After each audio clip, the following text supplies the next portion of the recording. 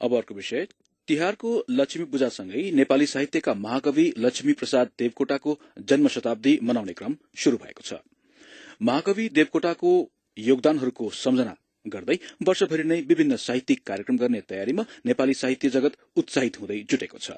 देवकोटाको देहावसानपछि धेरै सरकारहरू बने, यद्यपि केही मानिसहरूको अनुभवमा ती सरकारहरूले देवकोटाको मात्र नभई नेपाली साहित्यका अन्य प्रतिभाहरूको योगदानको पनि उचित कदर गर्न सकेनन्।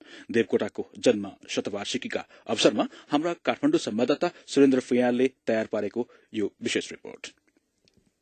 आफ्ना भूलहरू नगिनी झैं बेरिरहेछन् वक्षस्थल, तिनबाट म केही मोचन पाऊँ भन्दै प्रभुजी गर्छु पुकार। क्यान्सर रोगबाट ग्रसित भएपछि 2016 सालको भदौ महिनामा महाकवि देवकोटा ललितपुरको शान्त भवन अस्पतालमा भर्ना भएका थिए। देवकोटा गम्भीर बिरामी भए पनि उनी भित्रको कवि भने स्वस्थ र तन्दुरुस्त नै लाग्दथ्यो। उनले अस्पतालको शय्याबाट वाचन गरेको यो कवितामा सुनिए जस्तै, मानवताको भाव हजारौं मैले गाएँ कवितामा, तर ती सारा विफल भइकन फोस्रो भए अब प्रभु श्याम।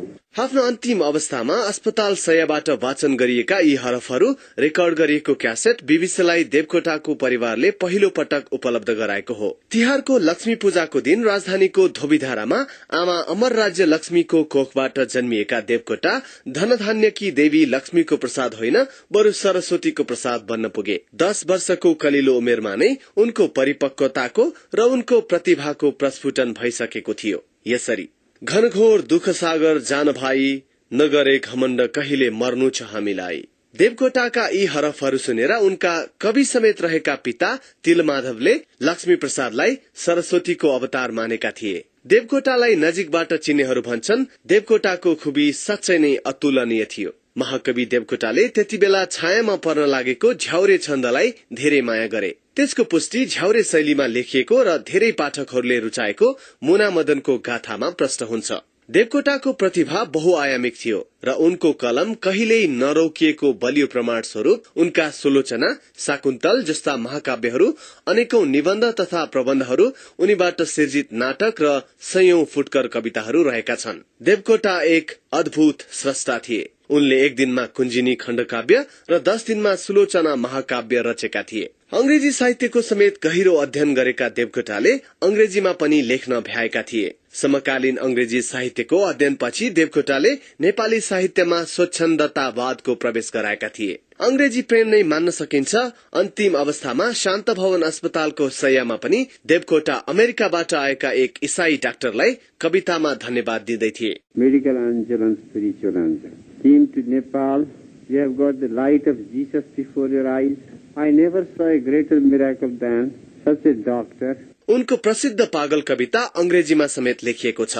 द ल्युनाटिक नाम दिएको सो कविताको भावसँग कविहरूको अन्योन्याश्रित सम्बन्ध रहेको अनुभव सुनाउँछन् प्रसिद्ध उपन्यासकार डाक्टर ध्रुवचन्द्र गौतम। देवकोटा विदेश जानुभएको थियो, हामी केटाकेटी थियौं अनि उहाँलाई स्वागत गर्दै एकजना अंग्रेजीका प्रोफेसर भन्नु कि पोएटहरू ल्युनाटिक किसिमका हुन्छन् भनेर भन्नुभएको थियो है। देवकोटाले आफूले बोल्दा चाहिँ के भन्नु, मेरा विद्वान मित्रले पागल त सबै पागल हुन्, कविहरू काम लाग्ने पागलहरू सबै भेगमा पागल भन्नुभएको थियो। वरिष्ठ साहित्यिक पत्रकार रोचक घिमिरेका विचारमा जीवनको सूर्यास्त अघि देवकोटा साहित्यमा नोबेल पुरस्कार पाउनका लागि उद्यत देखिन्थे। आफ्नो जीवनकालमै यो नेपाली शाकुन्तल महाकाव्य निस्किएको छ, त्यो मौलिक रूपमा अंग्रेजीमा नै मूल लेख्नु भएको हो। उनको साहित्य चाहिँ विदेशी भाषामा अनुवाद भएर जान सकेको भए विश्वले पनि देवकोटाको महान प्रतिभाको महत्व थाहा पाउँथ्यो।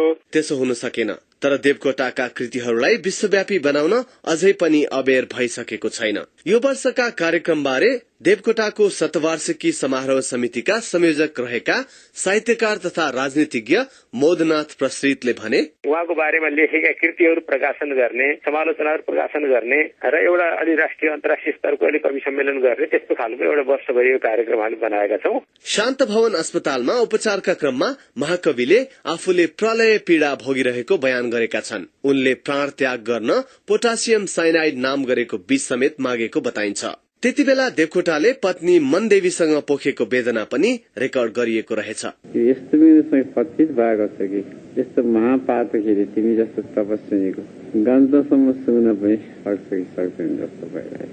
म मरे मेरो माया मोह छोड्दै पनि भन्दछु। उद्देश्य के लिनु उडी छुनु चन्द्र 1 भन्ने देवकोटा अन्तत 2016 साल भदौ 29 गते साँझ यो संसारबाट सदाका लागि विदावादी भए। प्रलय निदमा सुतिरहेछु मेरो ब्रह्माण्ड जल्यो, आउन सक्ने प्रभुको पदमा मेरो आत्मा सम्म गल्यो। तर नेपाली साहित्यका जाज्वल्यमान तारा महाकवि देवकोटाले नेपाली भाषा र साहित्यलाई धेरै धनी बनाएका छन्। नेपाली वाङ्मयको क्षेत्रमा उनका काव्य सृजना र कविताहरू अमर अजर छन्। सुरेन्द्र फयाल, BBC, काठमाडौँ।